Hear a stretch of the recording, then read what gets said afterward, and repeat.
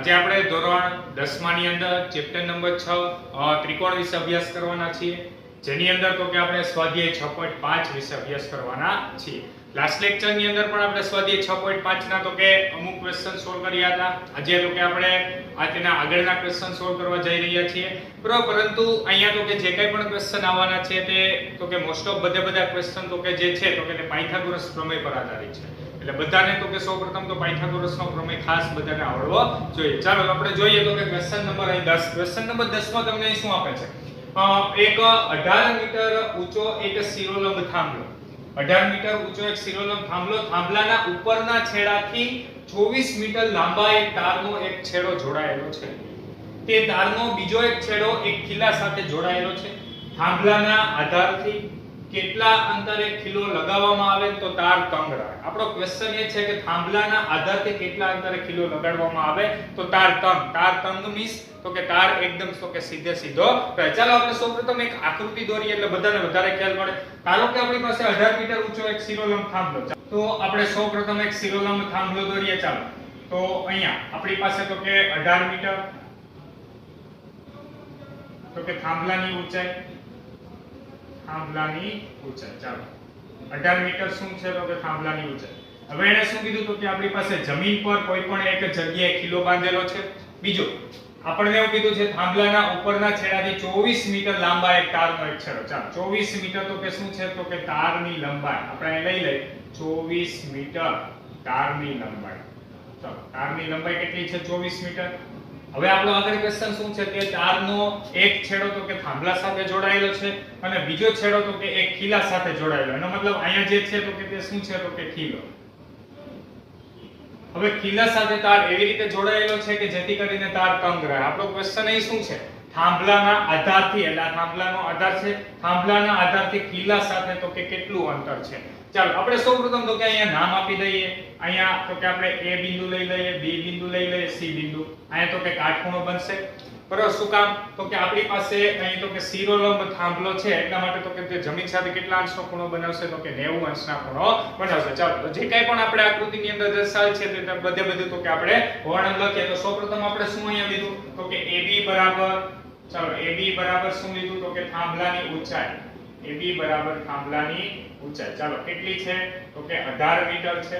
તો આપણે લખીએ AB બરાબર તો કે 18 મીટર. ચાલો આગળ બીજું શું છે તો કે AC. AC બરાબર શું છે તો કે AC બરાબર તારની લંબાઈ. ચાલો તારની લંબાઈ આપણે લીધી છે અને તારની લંબાઈ કેટલી છે તો કે 24 મીટર છે. બીજું તો કે આપણી પાસે અહીંયા C બિંદુ શું બતાવે છે તો કે ખીલાનું સ્થાન. તો આપણે એ પણ લખી નાખીએ. ચાલો C બિંદુ ખીલાનું સ્થાન દર્શાવે છે. ખીલાનું સ્થાન દર્શાવે છે. અને આપણે જે મેળવવાનું છે તે શું છે તો કે BC અંતર. ચાલો આપણે શું મેળવવું છે? BC અંતર. BC અંતર શું છે તો કે થાંભલાના આધારથી ખીલાનું વચ્ચેનું અંતર. થાંભલાના આધારથી અથવા થાંભલાના આધાર અને ખીલા વચ્ચેનું અંતર. ચાલો ખીલા વચ્ચેનું અંતર. ચાલો અહીં સુધી પહેલા બધાને ખબર પડી. આપણે આકૃતિ દોરી, આકૃતિ પરથી તમામ વસ્તુ શું દર્શાવે છે તે બધું વર્ણન લઈ. ચાલો હવે તો કે અહીં તમે જોઈ શકો છો ત્રિકોણ ABC માં ખૂણો B શું છે?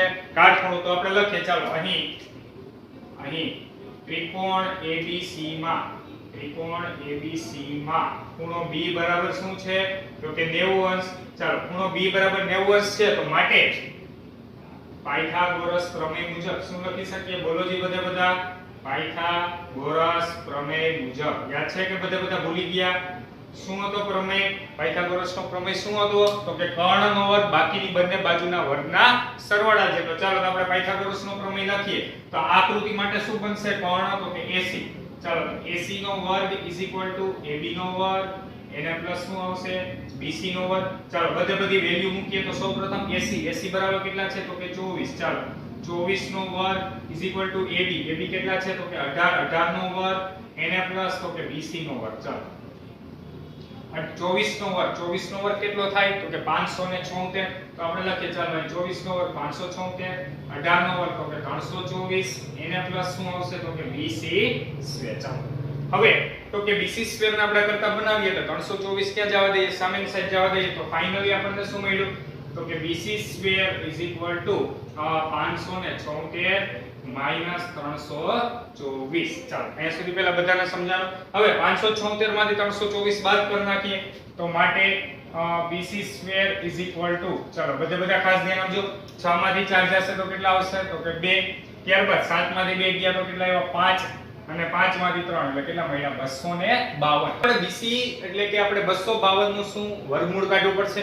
ચાલો 252 નું વર્ગમૂળ તો એક્ઝેક્ટલી તો કે તે પૂર્ણ વર્ગ સંખ્યા નથી, તો એટલા માટે હવે શું કરવું પડશે તો કે જો તમને ડાયરેક્ટલી આવડતું હોય તો ડાયરેક્ટલી લખી શકો છો, અથવા તમને ન આવડતું હોય તો તમે અવયવીકરણની રીતથી તો કે આનું વર્ગમૂળ મેળવી શકો છો. જોઈએ અહીં બધા ખાસ ધ્યાન આપજો. ચાલો 252 નું વર્ગમૂળ આપણે અવિભાજ્ય અવયવીકરણની રીતથી મેળવીએ. સૌપ્રથમ 2 વડે ભાગીએ તો કેટલા આવશે તો કે અહીં આપણી પાસે તો કે કેટલા આવશે 2 એકા 2, ત્યારબાદ કેટલા આવશે તો કે 26 દુ 52. ચાલો ફરી પાછા 2 થી ડિવાઈડ કરીએ તો 2 6 12, 2 તેરી 6. હવે 63 આવ્યા તો 63 એટલે કેટલા આવશે તો કે 3 વડે ભાગીએ તો કેટલા આવ્યા 21, ફરી પાછા 3 વડે ભાગીએ તો કેટલા આવશે તો કે 7 તેરી 21, અને ફાઇનલી તો કે 7 એકા કેટલા બન્યા 7. તો કહેવાનો મીનિંગ અહીં શું છે તો કે આપણી પાસે અહીંયા 2 પણ 2 વખત આવ્યા અને 3 પણ 2 વખત આવ્યા.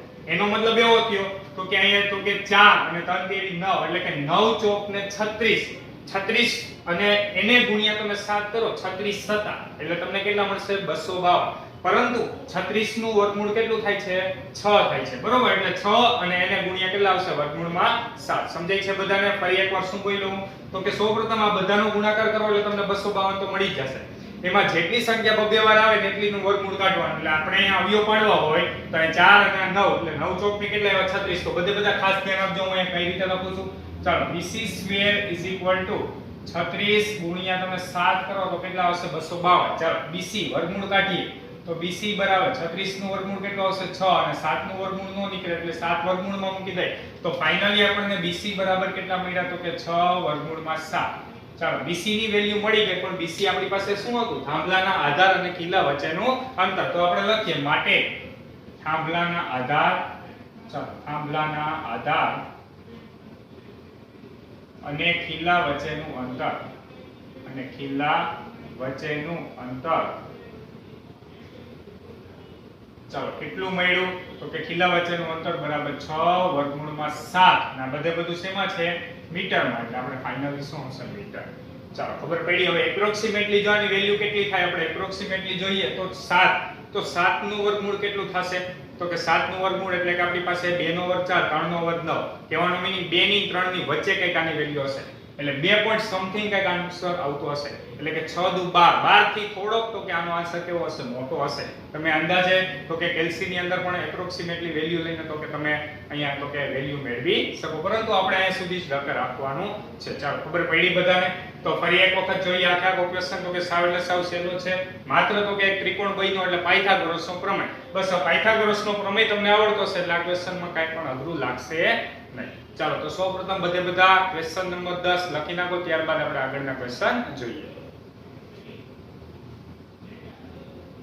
ચાલો હવે આપણે જોઈએ તો કે ક્વેશ્ચન નંબર 11. તો ક્વેશ્ચન નંબર 11 માં અહીં તમને શું આપેલ છે એક વિમાન મથકની ઉત્તર દિશામાં 1000 કિલોમીટર પ્રતિ કલાકની ઝડપે ઉડે છે. એ જ સમયે બીજું એક વિમાન છે કે જે તો કે પશ્ચિમ દિશામાં 1200 કિલોમીટર પ્રતિ કલાકની ઝડપથી ઉડે છે. તો 1/1/2 એટલે કે 1.5 કલાક પછી આ વિમાનો એકબીજાથી કેટલા દૂર હશે? પ્રશ્ન બધાને સમજાણો. શું કીધું છે આપણી પાસે એક વિમાન મથક છે, ત્યાંથી તો કે ઉત્તર દિશાની અંદર અને એક તો કે પશ્ચિમ દિશામાં તો કે બે વિમાન તો કે અલગ અલગ ઝડપે ઉડી રહ્યા છે. 1.5 કલાક પછી આ વિમાનો એકબીજાથી કેટલા દૂર હશે? સૌપ્રથમ આપણે એક આકૃતિ દોરીએ એટલે તમને બધાને વધારે ખ્યાલ પડે. ચાલો બધા ખાસ ધ્યાન આપજો. ધારો કે આપણી પાસે તો કે અહીંયા હું એક વિમાન મથક લઈ લઉં છું. ચાલો હવે આપણી પાસે ઉત્તર દિશામાં જે વિમાન જાય છે તે 1000 કિલોમીટર પ્રતિ કલાકની ઝડપે જાય છે. તો આપણે એક કામ કરી લઈએ. ધારો કે તો કે ઉત્તર દિશાની અંદર જે વિમાન જાય છે તે તો કે 1.5 કલાક પછી ધારો કે તે અહીંયા પહોંચ્યું છે, બરાબર. હવે ધારો કે આપણી પાસે પશ્ચિમ દિશાની અંદર જે વિમાન જાય છે તે 1.5 કલાક પછી ધારો કે આ બિંદુ પાસે પહોંચ્યું હોય, બરાબર. તો હવે આ બંને વિમાનો એકબીજાથી કેટલા દૂર હશે તે મેળવવા માટે આપણે તો કે આ બાજુની લંબાઈ મેળવવી પડે. તો ચાલો આપણે અહીં તો કે આપણે કરી નાખીએ તો કે અહીંયા આ બંને બિંદુને જોડી લઈએ. તો બધા ખાસ ધ્યાન આપજો. અહીંયા તો કે એ શું છે તો કે એ બિંદુ અત્યારે અહીં વિમાન મથક દર્શાવે છે. શું દર્શાવે છે તો કે વિમાન મથક. ચાલો હવે તો કે અહીંયા તો કે એક બી બિંદુ લઈ લઈએ અને અહીંયા તો કે એક સી બિંદુ લઈ લઈએ. બરોબર. તો કે અહીંયા બધી દિશા એકબીજા સાથે કેટલા અંશનો ખૂણો બનાવે તો કે 90 અંશનો ખૂણો બનાવે. ચાલો તો હવે બધું વર્ણન આપણે લખીએ. તો અહીં બિંદુ એ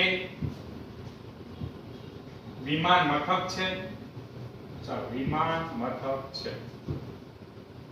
હવે બી બિંદુ શું દર્શાવે છે તો કે બિંદુ બી એ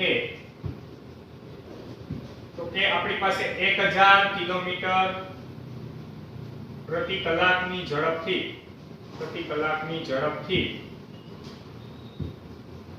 ઉત્તર દિશામાં જતા વિમાનનું 1.5 કલાક પછીનું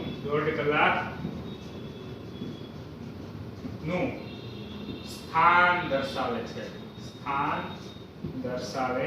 છે. સમજાણું બધાને કે નહીં? ફરી એકવાર બિંદુ બી શું દર્શાવે છે તો કે ઉત્તર દિશામાં જે વિમાન જાય છે એ 1.5 કલાક પછી ક્યાં પહોંચ્યું છે તે બિંદુ તો કે દર્શાવે છે. એવી જ રીતે સી બિંદુ શું દર્શાવે છે વિમાન મથકથી પશ્ચિમ દિશામાં 1.5 કલાક પછી જે વિમાન જાય છે પરંતુ કેટલી ઝડપથી જાય છે તો કે 1200 કિલોમીટર પ્રતિ કલાકની ઝડપે જાય છે. ચાલો તો આપણે લખીએ તો કે બિંદુ સી એ 1200 કિલોમીટર પ્રતિ કલાક ની ઝડપથી પશ્ચિમ દિશામાં જતા વિમાનનું 1.5 કલાક પછીનું સ્થાન દર્શાવે છે. 1.5 કલાકનું સ્થાન દર્શાવે છે. ચાલો અહીંયા સુધી કોઈને કઈ ક્વેશ્ચન? બધાને પહેલા આટલું સમજાણો. સૌપ્રથમ આકૃતિની અંદર દરેક વસ્તુ શું છે તે બધાને ખબર પડવી જોઈએ. રકમ ઉપરથી તો કે આકૃતિ દોરતા આવડવી જોઈએ. ચાલો હવે આકૃતિ દોરાઈ ગઈ એટલે તમને હવે અડધું તો કે એમનો મત તો કે સમજાઈ ગયું હશે કે આપણી પાસે એક વિમાન અહીંયા પહોંચ્યું છે, એક વિમાન અહીંયા પહોંચ્યું છે. હવે મેઈન વાત રહી તો કે આપણે મેળવવું છે બી અને સી બિંદુ વચ્ચેનું અંતર, બંને વિમાનો વચ્ચેનું અંતર. ચાલો આપણે લખીએ તો BC બરાબર શું લખી શકીએ તો કે આપણી પાસે બંને વિમાનો વચ્ચેનું અંતર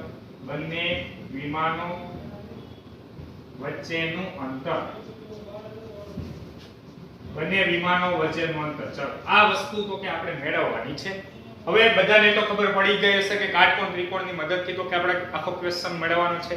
પણ હવે મેઈન અગત્યની વાત રહી એ કે આપણે AB શું લેવું અને AC શું લેવું. અત્યાર સુધી આપણે જેટલા પણ ક્વેશ્ચન ગણ્યા તેની અંદર તો કે આપણને કહી દીધું હતું કે આ બાજુની લંબાઈ આટલી છે. જ્યારે અહીં તો કે આપણે ડાયરેક્ટલી તે આપ્યું નથી કે આ બાજુની લંબાઈ આટલી છે. ચાલો આના માટે આપણને એક હિન્ટ આપી છે. શું આપી છે તો કે આપણી પાસે અહીંયા તો કે જે વિમાન જાય છે 1000 કિલોમીટર પ્રતિ કલાક. એનો મીનિંગ શું થાય 1 કલાકમાં 1000 કિલોમીટર. તો 1.5 કલાકમાં કેટલા થાય? ચાલો એના માટે તો કે આપણે સાદું રૂપ આપીએ તો બધા ખાસ ધ્યાન આપજો. ચાલો AB શું બતાવે છે તો કે આપણી પાસે અહીંયા AB તો કે આપણી પાસે 1000 કિલોમીટર પ્રતિ કલાક ની ઝડપે જતા વિમાને 1.5 કલાકમાં કાપેલ અંતર. શું બતાવે છે? કાપેલ અંતર. બરાબર કે આપણી પાસે આ 1000 કિલોમીટર પ્રતિ કલાકની ઝડપે જે વિમાન જાય છે એ 1.5 કલાકમાં કેટલું અંતર કાપ્યું એ AB ની લંબાઈ દર્શાવે છે. ચાલો તો AB અંતર કેટલું મળશે જોજો બધા ખાસ. તો કે ઝડપ બરાબર આપણી પાસે અંતરના છેદમાં સમય ફોર્મ્યુલા છે. તો અંતર બરાબર આપણી પાસે શું થાય તો કે ઝડપ એને ગુણ્યા સમય. એટલે આપણી પાસે ઝડપ કેટલી છે 1000 એને ગુણ્યા સમય કેટલો છે 1 કલાક. એટલે કે 1 કલાકને આપણી પાસે 1/2 એટલે ટોટલ કેટલો મળશે 1.5 કલાક. એટલે કે 2 × 2 ને 3/2. તો ફાઇનલી આપણે શું લખી શકીએ 3/2. ચાલો અહીંયા તો કે આપણે છેદ ઉડાડશી એટલે 1000 ગુણ્યા 3 એટલે 3000/2 કરશો એટલે કેટલા આવશે 1500. તો ફાઇનલી આપણને ચાલો આ મળી ગયું. કેટલું મળ્યું 1500 કિલોમીટર એટલે કહેવાનો મીનિંગ શું છે અહીંયા તો કે આપણી પાસે જે AB અંતર મળ્યું કે કેટલું મળ્યું તો કે 1500 કિલોમીટર. ચાલો અહીંયા સુધી પહેલા બધાને સમજાણું. બસ હવે એવી જ રીતે આપણે AC મેળવી લઈએ તો AC આપણે શું લખી શકીએ તો કે પશ્ચિમ દિશામાં જે વિમાન જાય છે એટલે કે 1200 કિલોમીટર પ્રતિ કલાકની ઝડપે જે વિમાન જાય છે 1200 કિલોમીટર પ્રતિ કલાક ની ઝડપે જતા વિમાને દોઢ કલાકમાં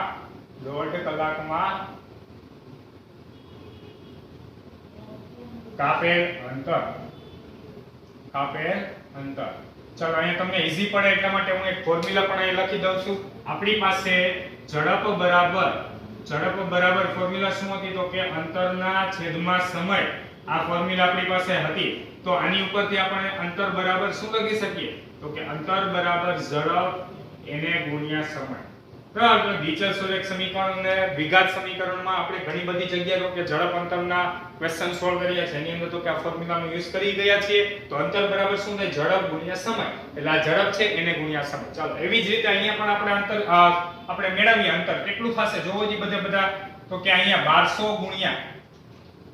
1200 એને ગુણ્યા તો કે 3/2.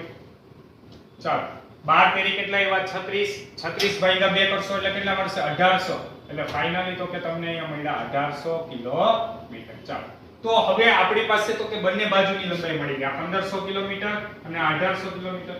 ચાલો હવે બધાને તો કે ક્વેશ્ચન આવડવો જોઈએ. આગળના ક્વેશ્ચનની જેમ જ બંને બાજુની લંબાઈ મળી ગઈ કર્ણની લંબાઈ મળી જશે. ચાલો તો આપણે લખીએ ત્રિકોણ ABC માં ખૂણો A = 90 અંશ માટે પાયથાગોરસ પ્રમેય મુજબ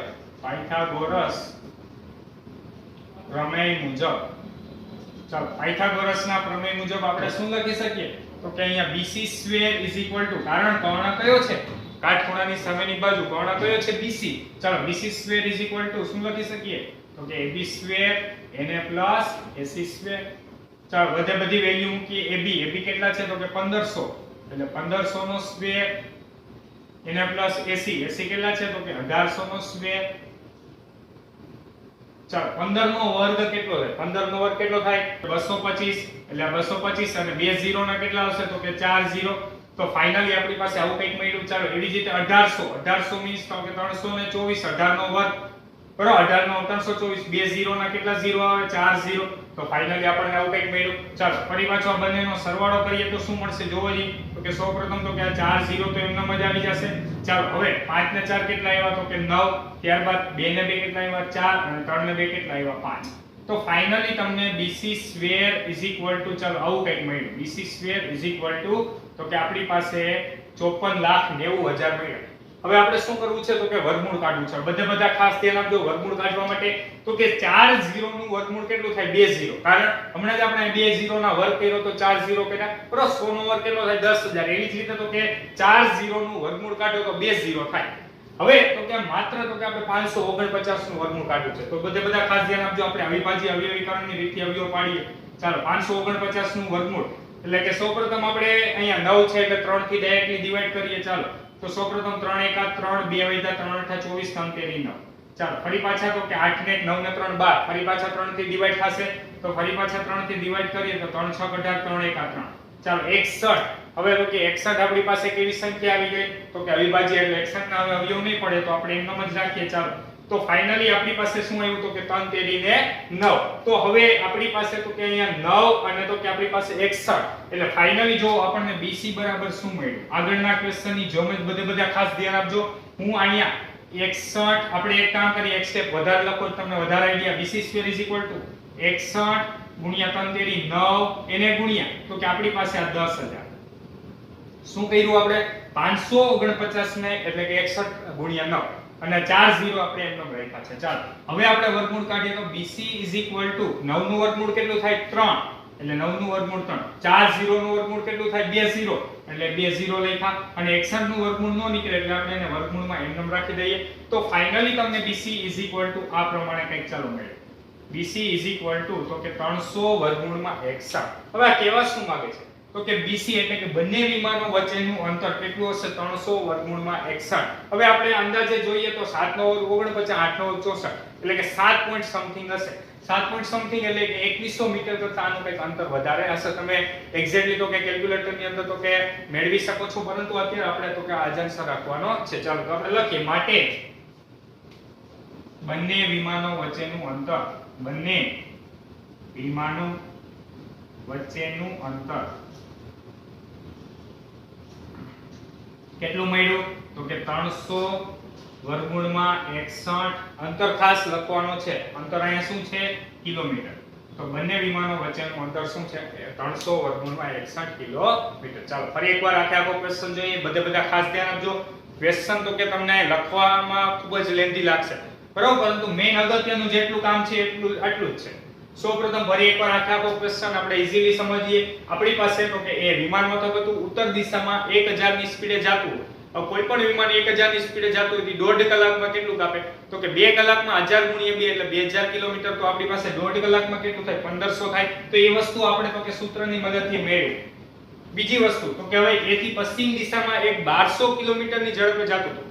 તો 1200 ના અડધા કેટલા થયા 600. એનો મતલબ પાછળની જે અડધી કલાકમાં 600 કિલોમીટર અંતર કાપ્યું તો 1200 અને 600 કેટલા થયા 1800. એટલે 1800 કિલોમીટર અંતર થઈ ગયું. ચાલો બંને બાજુની લંબાઈ મળી ગઈ. તો પાયથાગોરસના પ્રમેય મુજબ તો કે આપણે શું કરી નાખ્યું BC નો વર્ગ ઉપરથી તો કે ફાઇનલી આપણે BC મેળવી લીધું. ચાલો તો સૌપ્રથમ બધા ક્વેશ્ચન નંબર 11 લખી નાખો, ત્યારબાદ આપણે આગળના ક્વેશ્ચન જોઈએ. હવે આપણે જોઈએ ક્વેશ્ચન નંબર 12. તો ક્વેશ્ચન નંબર 12 માં તમને શું આપેલ છે એક 6 મીટર અને એક 11 મીટર ઊંચાઈના બે થાંભલા છે, સમતલ જમીન પર આવેલા છે. જો થાંભલાના નીચેના છેડા વચ્ચેનું અંતર 12 મીટર હોય તો તેમના ઉપરના છેડા વચ્ચેનું અંતર મેળવો. ક્વેશ્ચન તો કે સાવ એટલે સાવ ઈઝી છે, પણ થોડું ઘણું વિચારશો તો પણ તમને આવડી જશે. ચાલો સૌપ્રથમ આપણને એવું કીધું છે 6 મીટર અને 11 મીટર વચ્ચેના તો કે આપણી પાસે બે થાંભલા છે. ચાલો તો આપણે સમતલ જમીન લઈ લઈએ. તો અહીં આપણી પાસે તો કે ચાલો આ સમતલ જમીન છે. આ સમતલ જમીન પર એક થાંભલો જે છે તો કે તે 6 મીટર ઊંચો છે અને બીજો જે થાંભલો છે બરોબર તો કે તે 11 મીટર ઊંચો છે. ચાલો આપણે અહીંયા લખી નાખીએ તો કે થાંભલાની ઊંચાઈ તો કે 6 મીટર, થાંભલાની ઊંચાઈ અને તો કે અહીંયા આપણી પાસે કેટલા છે 11 મીટર થાંભલાની ઊંચાઈ.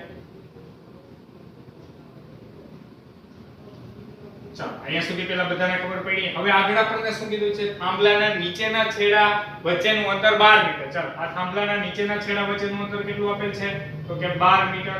તો આપણો ક્વેશ્ચન એ છે તેમના ઉપરના છેડા વચ્ચેનું અંતર મેળવો. એટલે કે આપણી પાસે આ જે થાંભલો છે આ થાંભલાનો ઉપરનો છેડો અને આ બીજા થાંભલાના ઉપરના છેડા, તો બંને છેડા વચ્ચેનું આપણે શું મેળવવું છે અંતર મેળવવું છે. ચાલો તો હવે સૌપ્રથમ તો કે આપણી પાસે આ ટાઈપની આકૃતિ તો કે પહેલી વખત આવી, પરંતુ તો કે આપણે અહીંયા સમતલ જમીન જે છે એને સમાંતર તો કે જો આપણે એક રેખા દોરીએ, બધા ખાસ ધ્યાન આપજો, એને સમાંતર આપણે એક શું દોરી રેખા દોરી.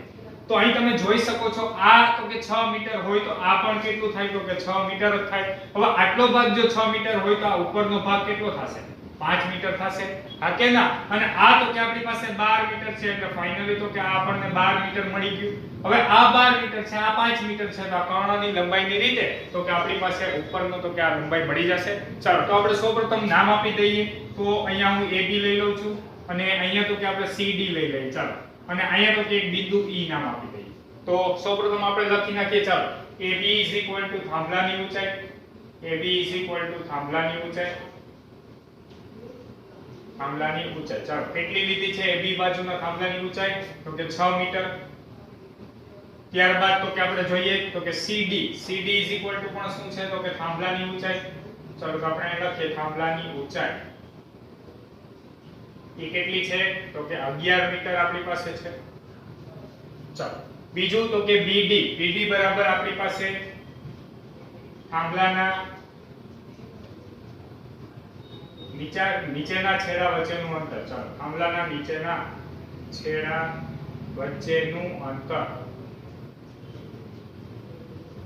કેટલું આપેલ છે તો કે આપણી પાસે 12 મીટર છે. ચાલો આટલું પહેલા બધાને ખબર પડી. અને AC શું છે તો કે થાંભલાના ઉપરના છેડા વચ્ચેનું અંતર, થાંભલાના ઉપરના છેડા વચ્ચેનું અંતર ચાલો આ વસ્તુ આપણે મેળવવાની છે થાંભલાના ઉપરના છેડા વચ્ચેનું અંતર મેળવવાનું છે નીચેના છેડાનું અંતર આપી દીધું છે ચાલો હવે સૌપ્રથમ આપણે એક કામ કરીએ BD સમાંતર AE આપણે લખી નાખીએ ચાલો તો અહીં BD સમાંતર AE છે માટે આપણે શું લખી શકીએ માટે તો કે DE બરાબર 6 મીટર માટે DE બરાબર તો કે 6 મીટર માટે એની ઉપરથી આપણે CE બરાબર કેટલું લખી શકીએ તો કે CE બરાબર કેટલું થશે 5 મીટર થશે આ કે ના આખે આખો થાંભલાની ઊંચાઈ 11 મીટર હતી હવે તમે જોઈ શકો છો આ 6 મીટર હોય તો આપણને કેટલું થાય 6 મીટર હવે આખે આખો 11 મીટર હોય આ 6 મીટર હોય તો આ કેટલું થશે 5 મીટર થશે ચાલો હવે ત્રિકોણ AEC ની અંદર કાટખૂણો કયો બનશે તો કે E કુટ કાટખૂણો બનશે તો એનો મતલબ કાટખૂણો થશે કર્ણ કયો થશે AC ચાલો તો આપણે લખીએ ત્રિકોણ ACE માં અથવા ત્રિકોણ AEC માં ખૂણો E બરાબર 90 અંશ ખૂણો E બરાબર 90 અંશ ચાલો માટે પાયથાગોરસના પ્રમેય મુજબ આપણે શું લખી શકીએ તો કે AC નો સ્ક્વેર ઇઝ ઇક્વલ ટુ ચાલો AE નો સ્ક્વેર એને પ્લસ શું આવશે તો કે CE નો સ્ક્વેર ચાલો AC કેટલા આપેલા છે તો કે તો આપણે મેળવવાનું છે ચાલો AC મેળવવાનું છે AE કેટલા આપેલા છે તો કે અહીંયા 12 મીટર છે તો આપણે લખી ચાલો 12 નો વર્ગ અને એને પ્લસ CE કેટલું છે તો કે આપણી પાસે અહીંયા તો કે 5 નો સ્ક્વેર ચાલો અહીંયા પણ તમે એક લખી શકો છો એક વર્ણની આપણે લખવાનું રહી ગયું છે બરાબર આ લખ્યું એવી જ રીતે તો કે આપણે લખીએ તે જ રીતે BD ને સમાંતર AE ચાલો BD ને સમાંતર શું થશે AE માટે AE નું માપ કેટલું થશે 12 મીટર સમજાય છે બધાને કેમ કે આ 12 મીટર હોય તો આપણને કેટલું થાય 12 મીટર થશે બરાબર હકીકતમાં જોઈએ તો લંબચોરસ બને ચાલો 12 નો વર્ગ 5 નો વર્ગ તો ફાઇનલી આપણે લખીએ તો અહીંયા AC નો વર્ગ બરાબર કેટલા મળશે જોવો જી બધા 12 નો વર્ગ તો કે 144 5 નો વર્ગ કેટલો આવશે 25 તો ફાઇનલી આપણી પાસે AC નો સ્ક્વેર બરાબર કેટલા મળ્યા 169 અને 169 નું વર્ગમૂળ કેટલું થાય 13 ચાલો AC બરાબર આપણને શું મળ્યું 13 તો ફાઇનલી આપણે લખીએ માટે થાંભલાના ઉપરના છેડા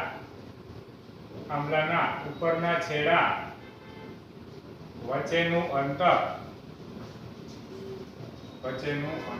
ચાલો કેટલું મળ્યું તો કે આપણી પાસે મળ્યું 13 મીટર બરાબર હકીકતમાં તો કે આપણી પાસે આ 12 છે આ 5 છે એટલે તો કે આપણને કેટલું મળશે 13 મીટર અંતર મળશે ચાલો આવડશે બધાને ક્વેશ્ચન તો કે સાવ ઈઝી હતો ત્યારબાદ જોઈએ આપણે ક્વેશ્ચન નંબર 17 તો ક્વેશ્ચન નંબર જે 17 તમને અહીં આપે છે તો કે તે MCQ છે બરાબર આપણને AB બરાબર 6√3 AC બરાબર 12 સેમી અને BC બરાબર 6 સેમી તો ખૂણો B બરાબર કેટલા એટલે કે આપણે કાટખૂણો તો કે છે કે લઘુકોણ છે કે ગુરુકોણ છે એના વિશેની તો કે આપણે ચર્ચા કરવાની છે એટલે કે ખૂણો B છે કેટલા અંશનો ખૂણો બને છે ચાલો તો હવે સૌપ્રથમ તો કે આપણે એક કામ કરીએ તો કે અહીં AB બરાબર 6√3 આપણે સૌપ્રથમ બધી બાજુનો વર્ગ કરી નાખીએ આપણે તો કે જ્યારે તો કે થિયરી ભણાવી ત્યારે મેં કીધું હતું કે આપણી પાસે આ ખૂણાનું માપ કેટલા અંશ હશે એના માટે સૌપ્રથમ આપણે શું કરી નાખીએ બધી બાજુનો વર્ગ કરીએ ચાલો તો બધા ખાસ ધ્યાન આપજો ચાલો AB નો વર્ગ આપણે કરીએ એટલે કે 6 વર્ગમૂળમાં 3 નો વર્ગ ચાલો આનો વર્ગ કેવી રીતે કરવો તો કે સૌપ્રથમ તો કે 6 નો વર્ગ કેટલો થાય 36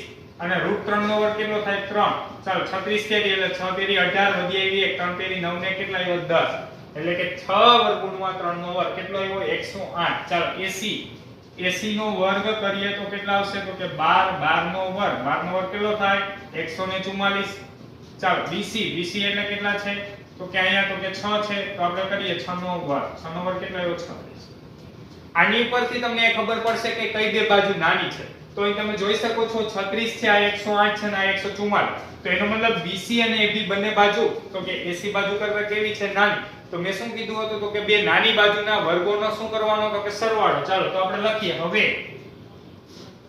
તો કે BC નો વર્ગ એને પ્લસ તો કે AB નો વર્ગ ચાલો BC નો વર્ગ પ્લસ AB નો વર્ગ કરીએ તો આ 36 પ્લસ કેટલા કરવા પડશે 108 ચાલો 36 અને 108 નો બંનેનો સરવાળો કરીએ તો 8 ને 6 14 વધી આવી 1 3 ને કેટલા આવ્યા 4 એટલે કેટલા આવ્યા ફાઇનલી 144 પરંતુ 144 તો શું છે AC નો વર્ગ તો આપણને મળ્યું શું માટે BC square is equal plus AB square is equal two આપણને શું મળ્યું AC સ્ક્વેર જો આવું થાય તો એનો મીનિંગ શું થાય? ખૂણો B 90 અંશનો B = 90 અંશ. યાદ છે બધાને આપણે થિયરી લખાવી હતી કાટખૂણો ક્યારે હોય, લઘુકોણ ક્યારે હોય અને ગુરુકોણ ક્યારે હોય. બરાબર, બે બાજુનો વર્ગોનો સરવાળો કરતા જો કર્ણનો વર્ગ મોટો થાય તો ગુરુકોણ હોય, જો કર્ણનો વર્ગ નાનો થાય તો લઘુકોણ હોય, અને એક્ઝેક્ટલી તો કે બંને જો સમાન થઈ જાય તો એનો મતલબ એ શું થાય તો કે 90 અંશનો ખૂણો થાય. આપણે થિયરી લખાવેલી છે તો માટે આપણે કહી શકીએ કે ખૂણો B = 90 અંશ, અથવા તમને એવો ઓપ્શન આપ્યો હોય કે કાટખૂણો છે તો પણ તો કે તે સાચું પડે. ચલો સમજાઈ ગયું બધાને? તો સૌપ્રથમ બધા ક્વેશ્ચન નંબર 12 અને ક્વેશ્ચન નંબર 17 લખી નાખો. તો આજના લેક્ચરની અંદર તો કે કરાવેલ સ્વાધ્યાય 6.5 ના ક્વેશ્ચન બધાય વ્યવસ્થિત સારી રીતે તો કે સમજીને બધા લખવાના છે. અહીંયા તમારું ચેપ્ટર નંબર 6 કમ્પ્લીટ થાય છે. તો આ ચેપ્ટરની અંદર ખાસ બધા વિદ્યાર્થીઓએ તો કે 4 માર્કના ક્વેશ્ચન માટે પ્રમેય વ્યવસ્થિત બધા કરવાના છે, જે આપણે 4 પ્રમેય ભણાવેલા છે તે વિધાન સહિત. અને ત્યારબાદ 2 માર્કના ક્વેશ્ચન માટે તો કે તમારે બધાએ તો કે આ વસ્તુ તો કે કરવાની છે. એટલે કે આની અંદર તો કે થિયરી કરશો એટલે તમામ ધારો કે શોર્ટ ક્વેશ્ચન પણ કવર થઈ જશે. અને ત્યારબાદ તો કે સ્વાધ્યાય 6.1 થી સ્વાધ્યાય 6.5 સુધીના બધા તો કે આપણે જે 2 માર્કના ક્વેશ્ચન કરાવે છે તે બધા વ્યવસ્થિત સારી રીતે કરો. Thank you so much.